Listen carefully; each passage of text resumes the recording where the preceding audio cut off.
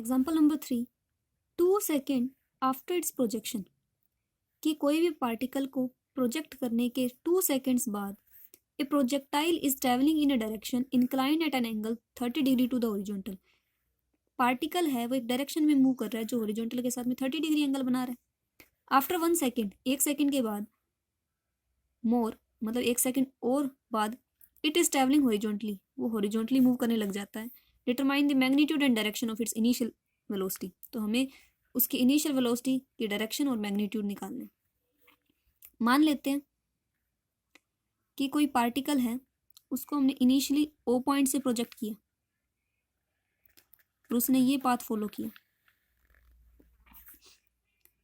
ये horizontal axis ले लेते हैं और इनिशियली उसकी वेलोसिटी एज्यूम कर लेते हैं वो u है।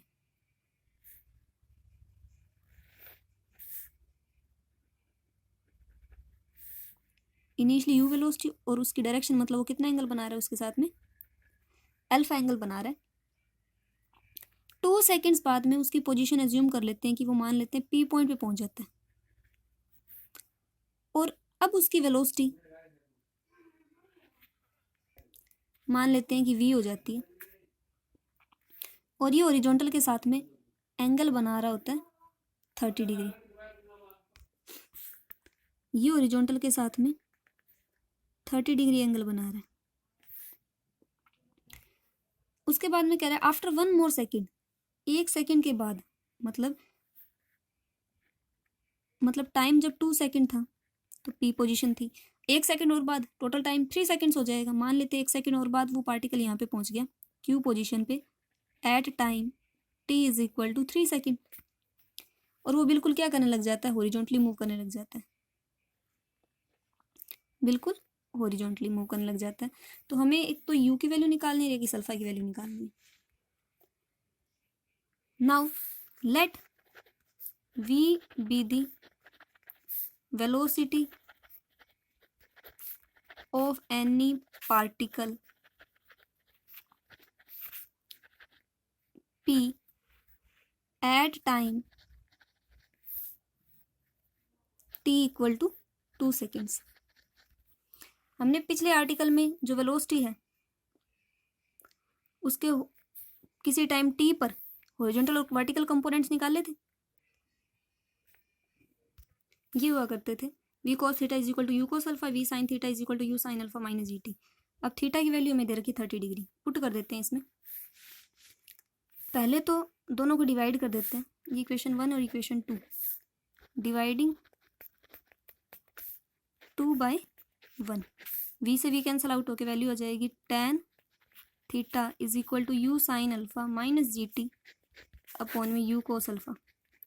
कर देते हैं अब tan थीटा, थीटा कितना है 30 degree is equal to u भी नहीं पता हमें, साइन अल्फा भी नहीं पता, माइनस का जी, टी कितना ले रखा है 2 सेकेंड्स टाइम, तो 2g हो जाएगा ये अपॉन में यू कोस अल्फा। tan 30 होता है 1/√3, यू साइन अल्फा के डिवाइड में करेंगे यू कोस अल्फा, पर चलो डायरेक्ट ही कर लेते हैं एक बार, यू साइन अल्फा माइनस का 2g अपॉन में u cos alpha, cross multiply कर देते हैं, यू कोस अल्फा को 1 से मल्टीप्लाई करेंगे ये, और you sine alpha minus 2g की मल्टीप्लाई करेंगे √3 से, तो ये वैल्यू आ जाएगी √3 इंटू में you sine alpha minus 2g, equation 1। उसके बाद में क्या रखा है कि जो पार्टिकल है वो हॉरिजॉन्टली मूव करने लग जाता है जब टाइम 3 सेकेंड हो जाता है। तो at time t equal to 3 second, 3 second के बाद में वो हॉरिजॉन्टली मूव करने लग जाता है, मतलब ये हॉरिजॉन्टल के साथ में कितना एंगल बनाएगा, 0 डिग्री का एंगल बनाएगा। तो इसमें डायरेक्ट पुट कर देती हूँ tan थीटा वाले में, तो ये वैल्यू बन जाएगी tan थीटा, इस बार थीटा कितना हो जाएगा जो एंगल बना रहा है हॉरिजॉन्टल के साथ में 0, इक्वल में हो जाएगा u sine alpha minus g into में 3 सेकेंड है तो 3g अपॉन में यू कोस अल्फा, ये वैल्यू आ जाएगी हमारी। यहाँ से हो जाएगा tan 0 इज 0, 0 को यू कोस अल्फा से मल्टीप्लाई करेंगे तो 0, you sine alpha minus 3g, यहाँ से यू साइन अल्फा की वैल्यू हो जाएगी 3g, इक्वेशन 2। इक्वेशन 1 में पड़ा यू कोस अल्फा, इक्वेशन 2 में पड़ा यू साइन अल्फा, दोनों को स्क्वायर करके ऐड कर देते हैं, स्क्वेयरिंग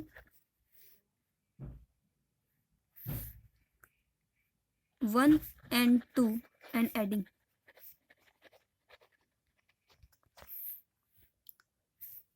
इक्वेशन 1 और 2 एज्यूम करके चलो इसे 3 नाम दे देते हैं, इसे 4 नाम दे देते हैं।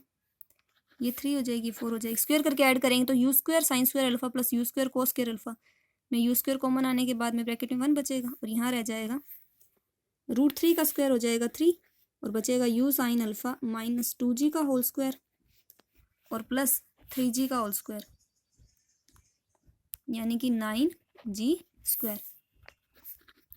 एक्सपेंड कर देते हैं, इसकी वैल्यू हो जाएगी you square sine square alpha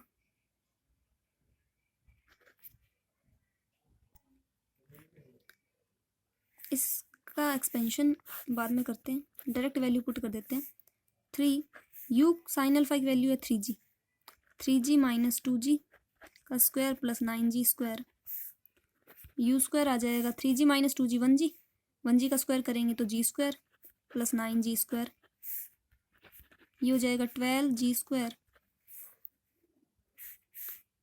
यहाँ से वैल्यू आ जाएगी u की √12 इंटू में g। अब इसमें g की वैल्यू क्या कंसीडर करेंगे हम, g डिपेंड करता है कि हम सिस्टम क्या ले रहे हैं।